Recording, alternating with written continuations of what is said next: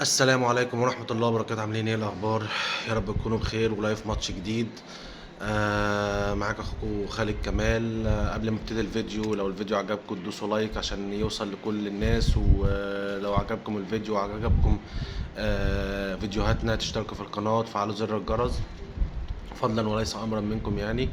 انا استنيت لغايه ما ماتش النهارده بتاع منتخب مصر المحليين يخلص عشان حبيت اتكلم معاكم في 3 مواضيع مهمه. طبعا الزمالك ومنتخب مصر بقياده حسام حسن، واخيرا منتخب مصر بقياده كابتن حلمي طولان.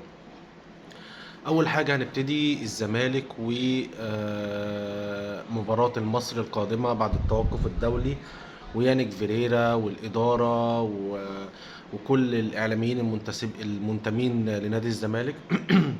اولا بس هبتدي كلامي للناس الصحفيين اللي هم او الاعلاميين اللي سواء بيقدموا برامج رياضيه او فيديوهات على اليوتيوب.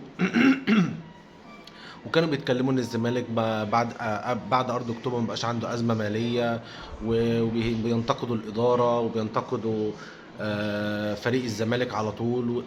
بصوا يا جماعه، موضوع الاداره اقسم بالله اقسم بالله اقسم بالله انا ولا مع حد ولا مع اداره معينه ولا مع اي حاجه، بس احنا نتكلم واحده واحده. الاداره الحاليه اللي برئاسه كابتن حسين لبيب من ساعه ما جت وهي عماله تسد في ديون. يعني شوفوا الزمالك دفع اكتر ما لا يقل عن 4 مليون دولار مديونيات بس على نادي الزمالك.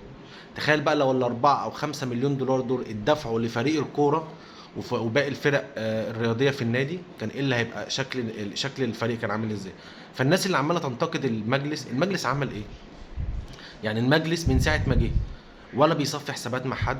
مجلس بيشتغل، بيدفع فلوس من جيبه، رجال اعمال بتدفع فلوس من جيبها، بيحاولوا يوفقوا اوضاع النادي. ليهم اخطاء اداريه. بالنسبه لي انا الاخطاء الاداريه للمجلس ده هو الضعف في اتخاذ القرار. ان انا اتخذ القرار بعد مده من اي حاجه بتحصل او كلام بيطلع على النادي. دي النقطه الوحيده اللي انا معترض فيها على مجلس الاداره. اما باقي الملفات اللي هم بيديروها، لا، هم دفعوا مبالغ طائله لمديونيات عن مجالس سابقه، وغصب عنهم لازم يدفعوها. مش هيطلعوا يقولوا احنا ملناش دعوه وبتاع، فالقيد كان هيبقى للنادي مقفول. فعمالين كل لما يسدوا خانه تطلع لهم خانه تانية ديون يدفعوا. طيب، وسدوا الديون ودفعوا الديون. وحته ارض اكتوبر اللي الناس محملهم ان هم السبب، ارض اكتوبر دي جايه من بعد ارض المول العربي اللي اتاخدت من نادي الزمالك. جت في اخر عهد المستشار مرتضى منصور، والاداره الحاليه ما قدرتش ان هي تعمل اي حاجه في الارض غير لما تسد الديون اللي على النادي. فلما سدت الديون اللي على النادي، ابتدى يشم نفسهم ان هم وقعوا عقود مع شركات ان هم عايزين يقوموا ارض اكتوبر دي.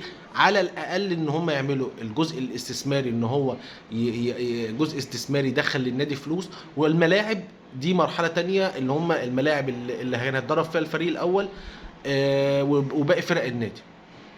وطالع قرار من وزاره الاسكان كلنا عارفينه بسحب الارض. وطبعا تفاصيل القرار ده احنا ما نعرفش ايه هو تفاصيل القرار. فالمجلس ده يعمل ايه؟ المجلس يعمل ايه؟ المجلس في الحاجه التانية غير ارض اكتوبر جاب جون ادوارد، جاب شركه. يا جماعه مش هقول جون ادوارد، جاب شركه تدير ملف كره القدم في نادي الزمالك. لان المجلس ده بيحارب في كذا جهه، بيحارب في مديونيات نادي، بيحارب في ارض اكتوبر، بيحارب في حاجات كتير. فعايز يفصل فريق الكوره بميزانيته الخاصه عن النادي، لان حسوا ان المجلس ده مش هيقدر يعمل حاجه لفريق الكوره، او ان هو يبقى متفرغ لفريق الكوره بالمشاكل اللي النادي فيها. فجاب دي اول فكره كويسه، ان هم اتعاقدوا مع شركه بقياده جون ادوارد ان هو يمسك يبقى مدير رياضي، يمسك يخطط لفريق الكوره لمده 3 سنين. وتعاقدوا مع جون ادوارد لمده 3 سنين. انا بخاطب كل زملكاوي فاهم يفهم الكلام اللي انا بقوله في الفيديو ده، ويشوف كلامي ده صح ولا غلط. فجاب جون ادوارد يخطط للفريق الكوره لمده 3 سنين.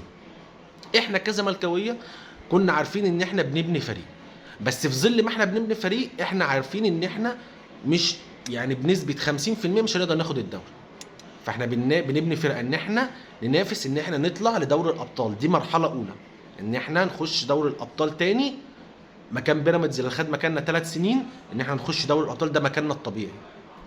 زي ما مكاننا الطبيعي ان احنا ناخد الدوري، بس احنا عارفين ان احنا بنكون فرقه، فاحنا عايزين ان احنا الاول نخش دوري الابطال. وسنه الصيف مع يناير مع التدعيمات هتبقى السنه الجديده اللي بعد كده السنه الجايه هتقدر ان انت تنافس على كل البطولات. مش معنى ذلك انت ما تنافسش دلوقتي، لا انت هتنافس على كل بطوله تاخدها، بس اللي هو يبقى التارجت الاساسي السنه دي انا داخل دوري ابطال. طيب دي تاني نقطه المجلس عملها كويسه. طيب المجلس وفر ميزانيه لما كانت ارض اكتوبر شغاله للفريق الاول، كل فتره بيوفر ميزانيه خاصه للفريق الكوره ان هو فالارض اكتوبر اتاخدت، فبالتالي الناس رجال الاعمال اللي كانت بتدفع فلوس او المستثمرين اللي كانوا يخشوا في الجزء الاستثماري للنادي انسحبوا بسبب سحب الارض، فبالتالي الموارد الماليه اتاثرت. مشكورا استاذ ممدوح عباس وفر جزء من المستحقات او وفر المستحقات للعيبه اللي هي هتغطيهم لغايه شهر 11 او 12. فانا بنتقد الناس اللي هي بتطلع المنتسبين لنادي الزمالك، بعض الاعلاميين وليهم برامج لايفات كل يوم على اليوتيوب، ان هم بيطلعوا يقولوا على مجلس اداره الزمالك ان هو ماشي. ما المجلس ده لازم هو رئيس مجلس الزمالك المفروض يوفر فلوس، بس هيوفر منين؟ هيوفر منين؟ هم بيحاولوا يشتغلوا ان هم عندهم ارض اكتوبر يحاولوا يرجعوها، شركه الكوره يبتدوا في الاجراءات فيها، فهم لغايه دلوقتي عاملين هم فشلوا في اداره ملف الكوره اول ما مسكوا عشان كان عليهم مديونيات. طب هيعملوا ايه؟ ما هم هيعملوا ايه؟ طيب فهم جابوا جون ادوارد ان هو يدير النادي، لا نسيبه في حاله؟ لا، احنا لازما ننتقد اللعيبه، لازما ننتقد الفريق، لازما ننتقد الاداره. فينك يا كابتن حسين؟ مفيش تجربه في العالم، المدير الرياضي في العالم كله مجالس الادارات بتحاسبه كل سنه. انا هحاسبك كل سنه انت عملت ايه، انت خدت بطوله ايه، انت صعدت في دوري ابطال اوروبا لفين، انت الموارد الماليه اللي احنا مدينا لك عملت فيها ايه، وفرت منها كام، خسرت منها كام.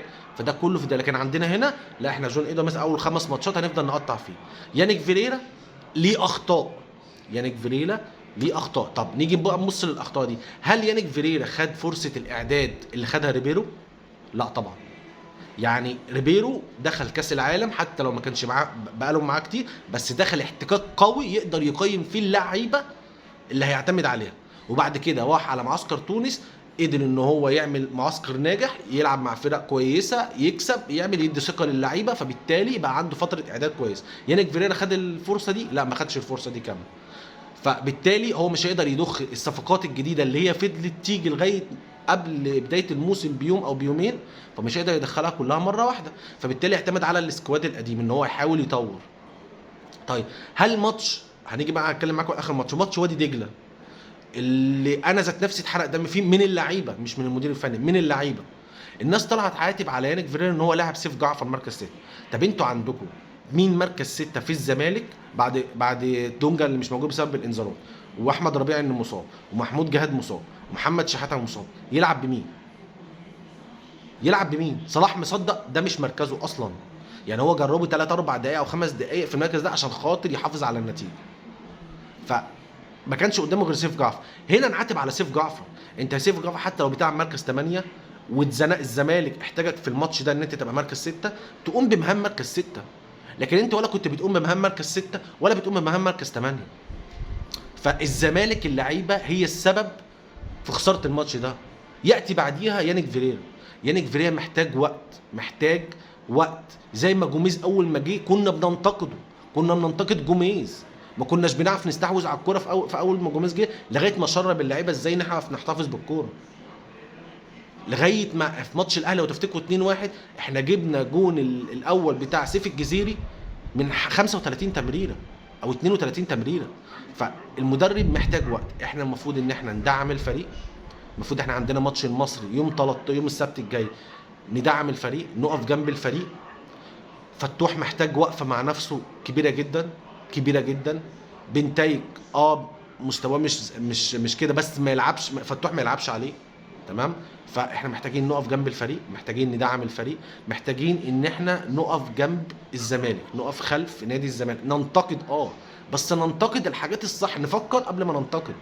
مش انتقد اللي خلاص انا الزمالك خسر، انا اتحرق دمي واتخانقت وزعقت بس لما تيجي تقعد تفكر ايه الاسباب اللي ادت للهزيمه دي، لا، في المقام الاول اللعيبه، في المقام الاول اللعيبه هي اللي في الملعب. اقسم بالله لو معهاش مدير فني هتكسب وادي دجله، هتكسب وادي دجله. لكن عندنا ناصر كوستا لازم يحتفظ بالكرة اكبر. وحاجه، لا، الحاجه المهمه على عدي الدباغ. الناس اللي منتقد عدي الدباغ، عدي الدباغ اصلا ما بتجلوش عرضيات، ما بتجلوش عرضيات. فانت بتقيم المهاجم بناء على ايه؟ بتطلع انت تنتقد المهاجم بناء على ايه؟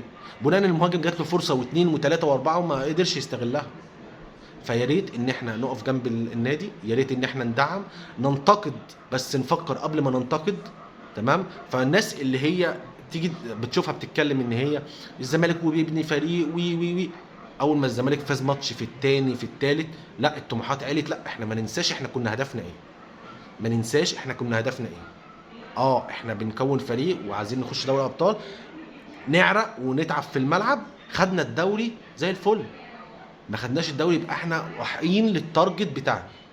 وده الحاجه اللي عجباني في جون ايدوارد، اللي هو مش مستمع لكلام الناس ان احنا نمشي المدرب، ان احنا نمشي المدرب. قصه ريبيرو قصه مختلفه تماما. ريبيرو معاه منتخب العالم، ريبيرو معاه منتخب العالم. فان هو ومعاه فتره اعداد كويسه ويلعب كاس عالم ومعاك الصفقات كلها وما تعملش حاجه وترجع على تونس، معسكر تونس، وتقعد فتره قبل كده قبل بدايه الدوري تبقى هي دي النتائج، لا بتتحاسب. لا، انا مديك فتره اعداد كامله. فاحنا نقف جنب جون ايدوارد، نقف جنب الزمالك، نقف جنب المدرب، وان شاء الله اللي جاي خير. وان شاء الله اللي عجبه الفيديو يدوس لايك عشان يوصل للناس كتير، وادعوا الزملكاويه ان هم يقفوا جنب النادي ويدعموني، وان شاء الله اللي جاي خير. سلام.